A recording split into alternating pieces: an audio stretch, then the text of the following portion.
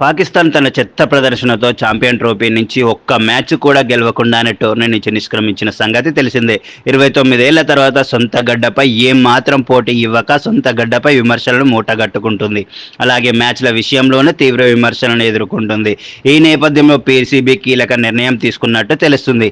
Pakistan white ball captain Mohammad Rizwan పైన వేటు వేసేందుకు సిద్ధమైనట్టు సమాచారం అందింది. వన్డేతో పాటు టీ20లో కూడా కెప్టెన్గా అతడిని తప్పించాలని నిర్ణయించుకుందంట పీసీబీ.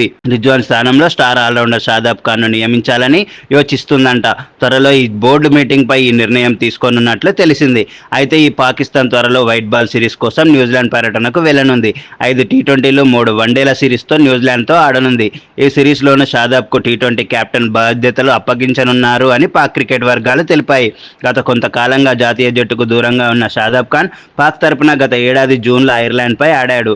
అయితే తాజాగా హెడ్ కోచ్ అకిద్ జావేద్ పై కూడా వేటు వేయనున్నట్టు తెలిసింది. ఈ మేరకు పీసీబీ ప్రణాళిక సిద్ధం చేస్తున్నట్టు సమాచారం. చూడాలి మరి కివీస్ పర్యటన ముందు పీసీబీ ఎలాంటి చేంజెస్ చేస్తుందో.